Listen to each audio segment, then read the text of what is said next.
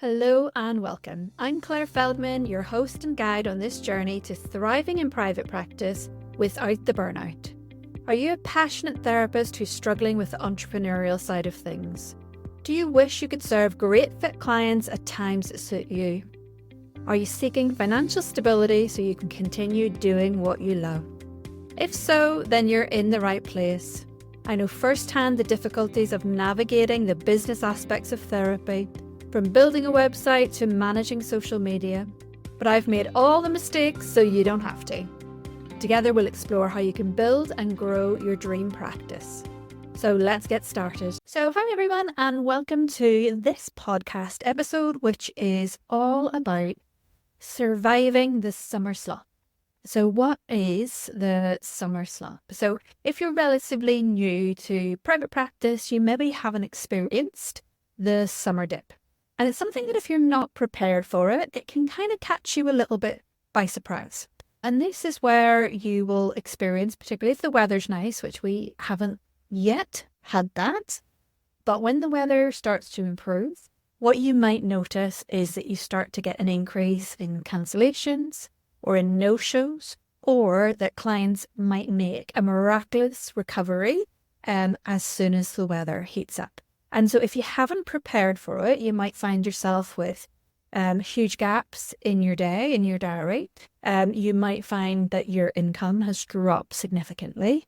And from personal experience, when I have gone through this in the past, what it's tend to have led to is complete another blind panic and feeling like I must be a terrible therapist because of all these cancellations and all of these no-shows, and then freaking out about money and trying to come up with like new and creative ways to make money, which is why if you see my email last week, that at one point I actually started a t-shirt business. Yes, you heard that right. I actually set up within a matter of about a week an online t-shirt dropshipping business, which was a wonderful distraction. It made me a few pounds, but I have no business at all being in the t-shirt designing industry. So that it was short-lived. And what it actually really was just a distraction away from what I should have been doing, which was knuckling down and doing some of the strategies that I'm going to cover with you today.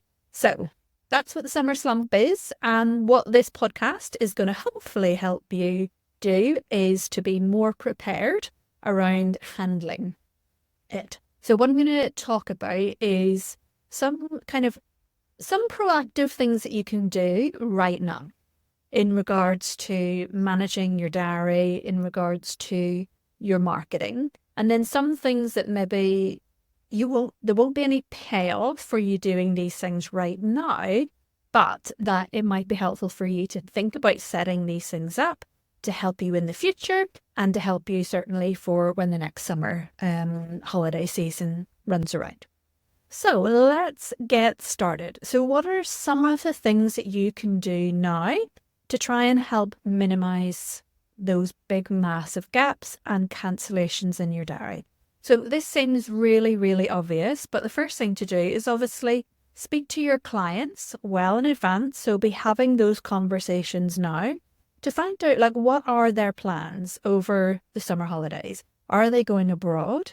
Or is it their intention that they're going to still come to see you as regularly and keep up those appointments over the holiday season? So at least if you can speak to all of your clients and get a sense of who's intending to still come, who is going to be away, what dates are they going to be away, then you can sort of look at the structure of your diary, look to see, might there be any opportunities here where I could potentially move clients around? So if I'm saying, well, I've only got one client here booked in for Friday afternoon, they've told me that they're definitely going to come. Is there any flexibility with this client that I might be able to move them temporarily into a Wednesday, for example, so that you're condensing maybe your hours into 1 or 2 days and that you're actually giving yourself a break and a clear break on other days. You might want to also have conversations about how flexible, people can be over the summer. So If clients are possibly not going away, but you know that they have kids and that the kids are maybe going to be going to summer schemes and there's going to be lots of things going on, could there be any benefit potentially in you offering either early morning or late night sessions, for example? Is that something that your clients might be interested in? Is that something that might actually be suitable for you as well over the summer months? And certainly if it is like, not that we are there yet, but if it does happen to get really hot, it can be really uncomfortable, even like being in a therapy setting, being in a stuffy office or kind of sitting online whenever it's really, really warm. So things like maybe really early morning appointments might actually be preferable for some clients. So kind of find out all the information that you can from your clients, find out their intentions, see can there be any movement that helps perhaps condense your hours into a certain period and that just minimises those kind of massive gaps that you might have otherwise in your diary. The next thing I would really recommend that you do is that if you don't already have some sort of system, that you set up some kind of system that sends reminders of appointments to your clients. So I use WriteUp, and WriteUp is great for this. So anytime I book appointments in or if I change or amend appointments, it'll automatically send either a text or an email reminder to the client just to remind them of the appointment. And I think it maybe reminds them once or twice before the appointment as well. Because you know like how easy it is, particularly when all usual plans and routines go out the window over the summertime. It can be really, really easy for your clients to forget about their appointment with you. So setting up reminders like that would be really helpful. If you don't want to pay for something like WriteUp, I know there are some other practice management softwares. I think Kiku maybe is more reasonably priced, where you can see if there's things like perhaps Calendly that you might be able to set up either free or at very low cost, or just good old fashioned that you're sending reminders yourself through email or text. But anything that you can ideally automate to make it a little bit easier is ideal. So those are some of the things that you can have a think about now. The next one, it's not going to be of any benefit to you now, but this is something to maybe think about for future summers.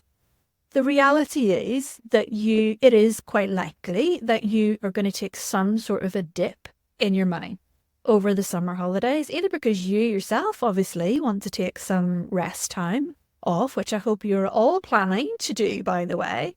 But also the reality is if that you do have some clients who are going to be off on holidays, that there is going to be a bit of a drop in income. So I'd really recommend that you set up a little savings plan specifically for quieter months. And this would sort of apply to the summer, which we know historically is going to be a bit quieter, and then probably over the Christmas period as well. That if you have a little savings plan set up, that can act as a great buffer then when you come to these quieter periods.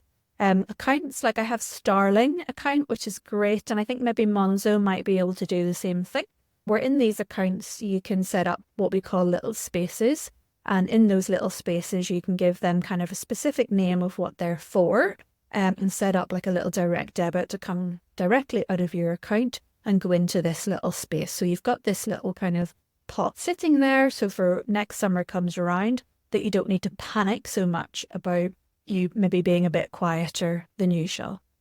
The other thing that might be a good idea, and this is more for now, that you could do, I did this last week and it's actually very therapeutic, is going through all of your costs and having a look at all of the maybe subscriptions, all of the little payments and things that you have set up that you've maybe even forgotten about, because you'd be really surprised at how much all of those little £5 subscriptions, here and there, how much a lot of those things like add up. Like I have an Audible subscription, it's about £8, but I'm all into podcasts at the minute, so actually I don't need the Audible subscription. So going through all of those sorts of expenses to see, are there any things that actually you could cut out, that you could cancel, that you no longer need? Or are you sitting on plans for things, whether it be emails or your practice management software, like any sort of expenditure that you haven't actually reviewed to see, is there an alternative to this that might be cheaper? And you think about all the little things you might be paying for, like Zoom, like your practice management software. Might there be an alternative that is able to do exactly the same thing, but at a lower cost. So it's a good time just kind of do that, review your expenses and just see where you are with that. The next thing is also to have a little bit of think about, is there anything I could do to bring in some sort of like passive or semi-passive income? And what that basically means is setting up some sort of an additional income stream outside of your one-to-one therapy. Like I did with the t-shirt business, but I'm actually not recommending that. What I'm talking about is something that is connected, obviously, to what you do, but might there be some sort of a product that you could create that might be able to bring in some money? So this might be more of a longer term project to think about, but this could be things like creating an online course. It could be creating a digital product, some sort of an ebook. It could be creating like an audio file, like something that your ideal client might want, that they might benefit from.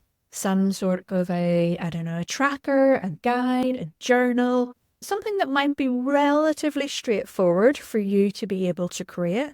And that is something that you could perhaps set up to bring in a little bit of extra cash. Now, things like that, in reality, if you're just thinking about doing it now, things like that might just bring in a little bit of money. They're not going to be massive earners, but these are the kind of things that you could think about as longer term strategies, that actually having some other sources of revenue, some other streams of income coming in is incredibly helpful. I did a post last week on my Instagram stories about some passive income streams I have that I created last year, but they're just paying off for me now this year. So I created a self-study online course, and I created hypnotherapy audio bundles. I went to a local studio in my local town and in a music studio, and I recorded my hypnotherapy audios, and he edited them all for me and did the background music and stuff. So they're really good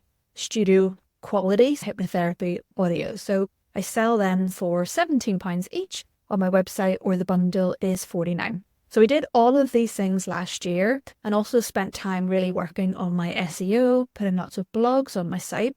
And so what happens now this year is, because that SEO is really paying off and it's really working for me, is that every single week I have sales that are coming through from those two products that I'm selling. And so what I was posting about was last month, it brought me in £400. So it's not going to make me a millionaire, but actually that £400 is really, really helpful. And especially perhaps over the summertime, if there's going to be a dip in income, that bringing in that extra revenue from those other sources it's fantastic. So right now there might be something that you can create pretty quickly that your ideal client base might want and might need, but kind of this is more for the long finger to kind of think about.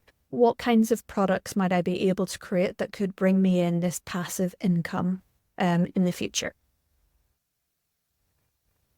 Next thing to consider is there something a little bit creative that you could do around your service offering? So if you tend to do just like the traditional weekly session on a one-to-one basis for 50 minutes, is there something different that you could do to specifically offer perhaps over the summer period?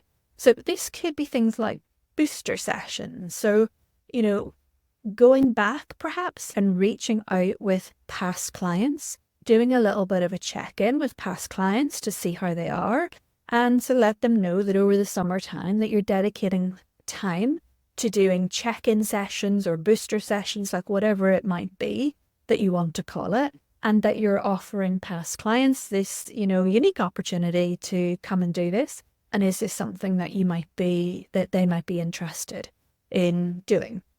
Because obviously just because someone is a past client, it doesn't mean that they aren't going to appreciate coming back and having a session with you, even if it's just a one-off session.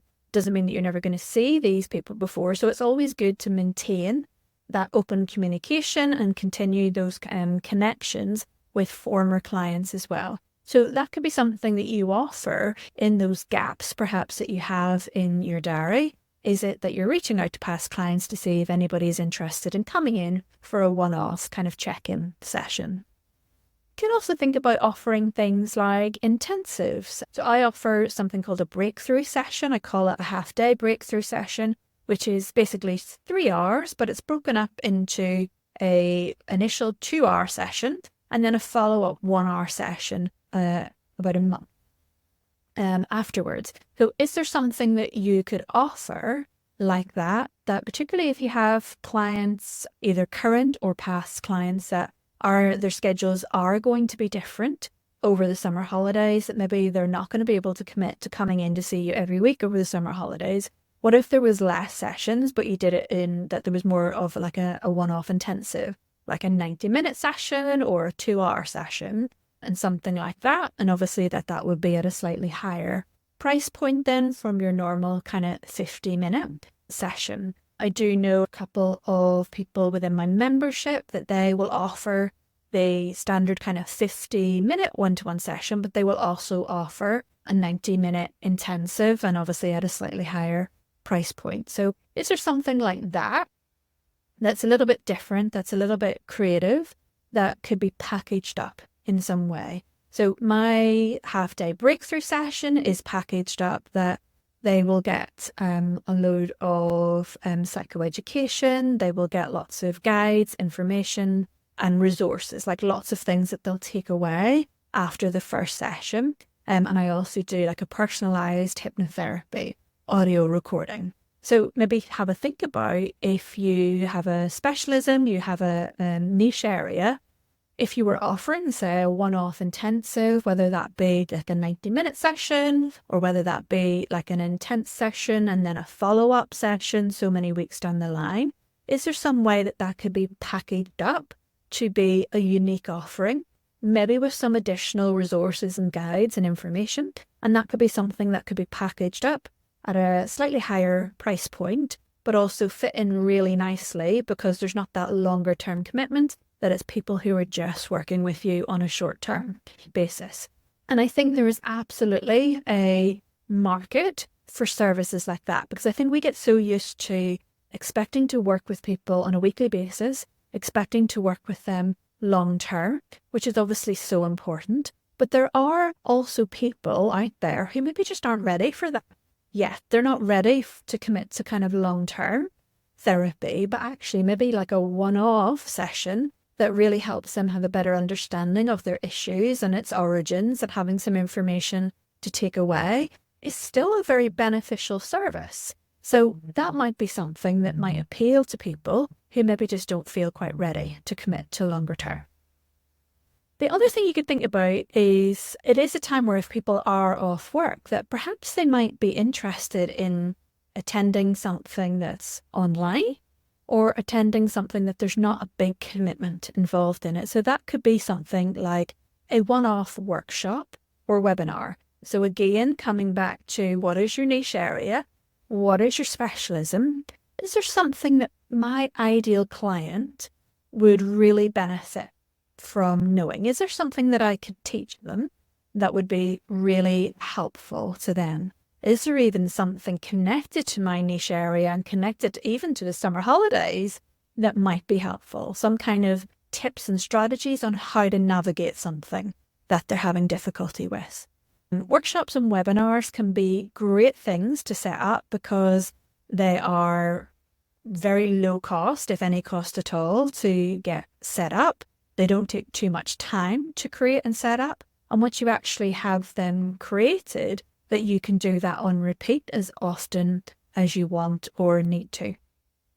I think sometimes as well, we get ourselves tied up in knots because we think about the tech side of it. We get overwhelmed by the tech side of it. But things like delivering a webinar can be it can be as easy as you want it to be. So that could be, you are literally sharing on your stories, or you're doing posts on your social media, or you're sending an email out to your email list asking if anybody might be interested in coming to the webinar.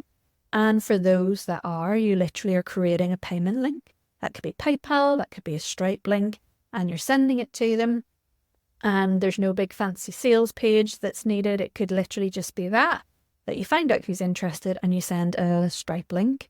And then the actual webinar itself could just be hosted on something like Zoom that you can just record. So I think sometimes we get ourselves tied up in knots, we get ourselves overwhelmed when we start to think about the tech aspect, when we think about sales pages and automations and all of that kind of stuff. But actually there is often a simple way, especially if we're just getting started out, there are simple ways that it can be done. Other things you could perhaps think about is, what about collaborations? Is there someone else that you follow, that you admire, that they maybe have a specialism in a certain area, a certain professional background that might work quite well with you and your niche area and your specialism? So the kind of thing I am thinking about is people like maybe personal trainers, Pilates teachers, yoga teachers, other people perhaps in the complementary wellness kind of field, people that have areas of specialism that works quite well and blends quite well with yours. So I'm just thinking off the top of my head of someone within the membership community, and she specializes in postnatal depression. And so one thing that she's been kind of exploring and looking to do collaborations with is people who specialize, who have the same ideal client in their audience. So people like Pilates teachers, people who do the, what do you call them, like the yoga baby classes and the baby swim classes and those types of things, that actually, if she can make connections and build relationships with professionals like that, who already have her ideal client in their audience, then that's a great way to look at doing collaborations. So collaborations could be something where there is no money involved, and that might be, for example, going on someone else's pod and sharing your expertise and your knowledge on your particular niche area, because that's a great way to get yourself in front of your ideal client by borrowing someone else's audience, and they can then connect with you and potentially get in contact to work with you. Or it could be a collaboration, something like running a retreat, for example. And things like that could work really, really well over the summer holidays, because it's something that sounds really relaxing. It's about self-care. It's about taking time out for yourself. So things like retreats can be really great opportunities to collaborate with someone else, to get in front of your ideal client by perhaps leveraging their audience if they have a good size audience. And it's also an opportunity to bring in some extra cash over the period as well. Lots and lots of people, I think, are doing more and more retreats. They're becoming really popular, and that could be something that you could then have a little bit of a think about. The other thing you could think about as well is, what about delivering CPD?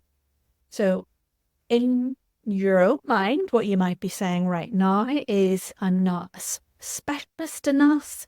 I don't know enough. What would I possibly teach other counsellors and therapists? But if you have been in practice maybe for a little while, or that you have lived in experience of something, it's quite possible that you have enough knowledge, enough skill, enough expertise to deliver some CPD that other counsellors and therapists might actually find really helpful, might actually find really beneficial. So don't make assumptions about what other therapists may or may not want.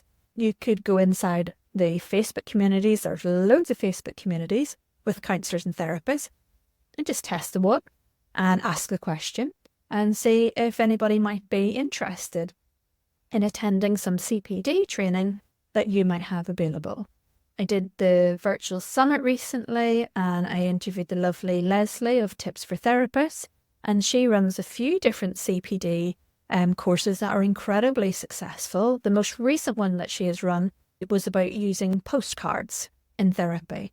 So that is something that would never occur to me as a CPD topic. It's not an area that I have any knowledge or experience in, but her CPD courses are always booked up because there's plenty of therapists that actually are really intrigued by that, really interested in that, and that's just something that she has a lot of passion about So her spaces on those CPD are about £20 each, and she always has that full, always. So do not write yourself off by telling yourself a story that you don't know something enough or that you're not experienced enough, because there may well be something that you have a particular passion, interest, or lived-in experience in that might be very, very helpful to other therapists. So that's something you could have a little bit of a think about as well.